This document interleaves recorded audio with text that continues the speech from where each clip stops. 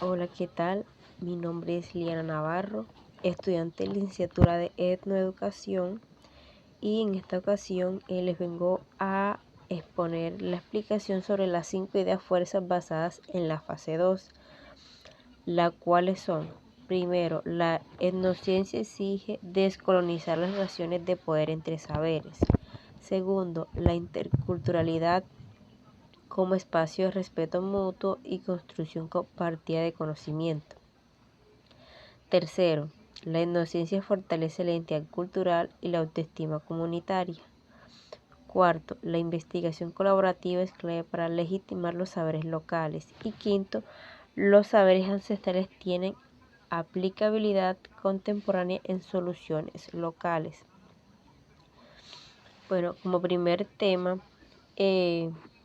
Pérez Ruiz y Argüeta Villamizar sostienen que el diálogo de saberes no puede permanecer bajo estructuras jerárquicas donde el saber científico impone su dominio.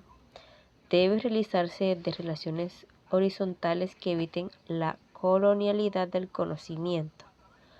Bueno, quiero empezar hablando de una idea que me hizo mucho sentido, que no todos los conocimientos se valoran por igual. Muchas veces en las escuelas o en espacios académicos se piensa que el conocimiento científico es el único válido, que es el más serio, y que los saberes de los pueblos indígenas o afrodescendientes, como son, pueden ser curiosidades del pasado. Pero Pérez Ruiz y Argüeta Yamizar nos invitan a cambiar esa mirada. Ellos dicen que si queremos un verdadero diálogo entre saberes, tenemos que dejar de pensar desde jerarquías, es decir, que el conocimiento no puede seguir organizándose como si uno fuera superior y otro inferiores. Eso en el fondo sigue reproduciendo la lógica colonial, aunque no nos demos cuenta.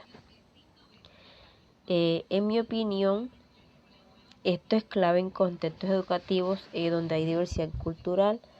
No es solo meter contenido étnico al currículo, sino que realmente debemos reconocer esos saberes como válidos y valiosos. Como segundo tema, la interculturalidad como espacio de respeto mutuo y construcción compartida de conocimiento.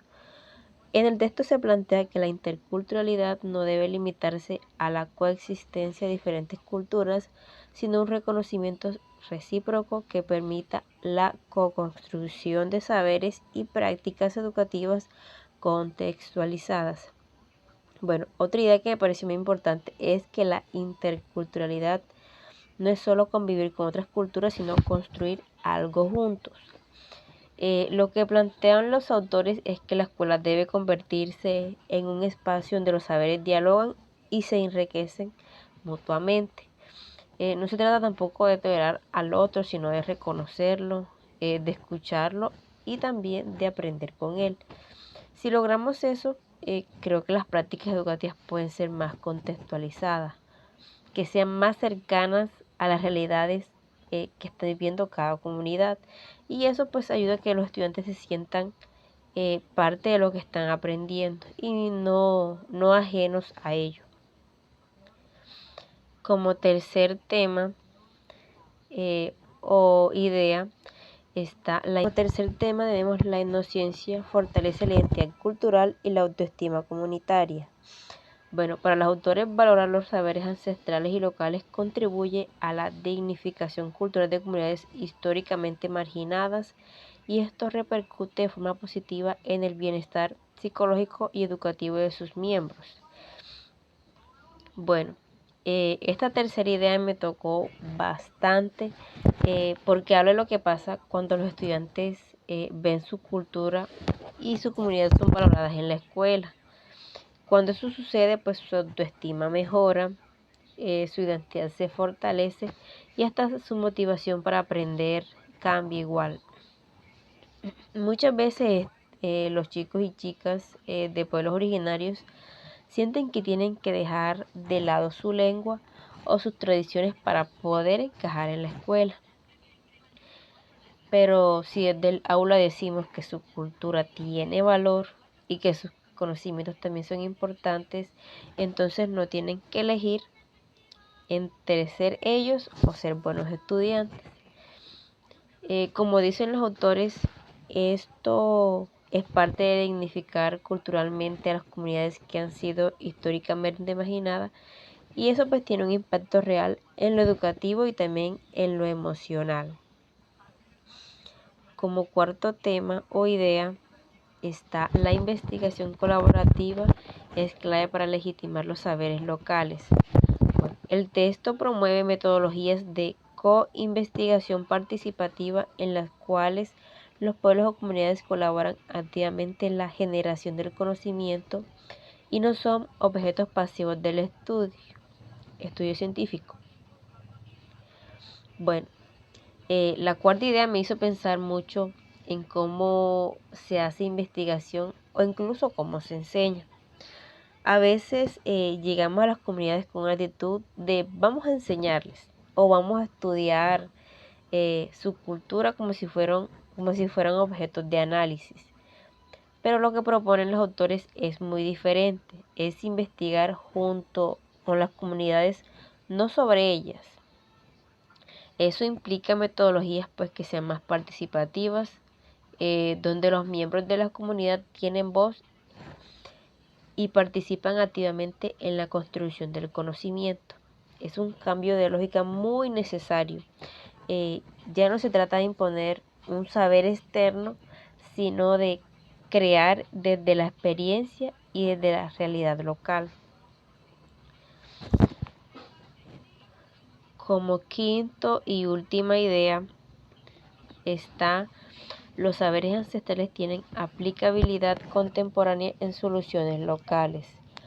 Los autores enfatizan que los saberes tradicionales no son relictos del pasado, sino que pueden aportar respuestas pertinentes a problemáticas actuales, ecológicas, agrícolas, de salud, medioambientales, si se integran respetuosamente en contextos contemporáneos. Bueno, y para cerrar me gustaría resaltar algo que a veces se olvida, que los saberes ancestrales no son cosas del pasado sin utilidad. Que los saberes ancestrales no son cosas de pasado sin utilidad. Bueno, al contrario, muchos de esos conocimientos tradicionales, por ejemplo, sobre agricultura, salud natural, manejo del agua, tienen respuestas muy valiosas a los problemas actuales. Pérez Ruiz y Argüeta Villamizar explican que si aprendemos a integrar estos saberes de forma respetuosa, podemos enfrentar desafíos locales de forma más efectiva. Y eso lo veo muy claro, por ejemplo, en comunidades que han mantenido técnicas agrícolas que son sostenibles, mientras que otros métodos más modernos han dañado el suelo o el ecosistema. Entonces, no se trata de romantizar el pasado, sino de reconocer que hay sabiduría de esos conocimientos y que pueden ser parte de las soluciones de hoy y del futuro. En resumen, estas 5 ideas nos invitan a mirar la educación desde otra perspectiva, una donde todos los saberes tengan lugar, donde se valore la diversidad y donde se construya un conocimiento en comunidad.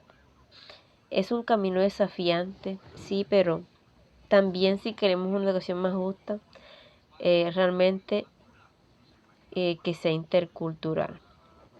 Así que esta es explicación de mis 5 ideas fuerzas de la lectura y muchas gracias.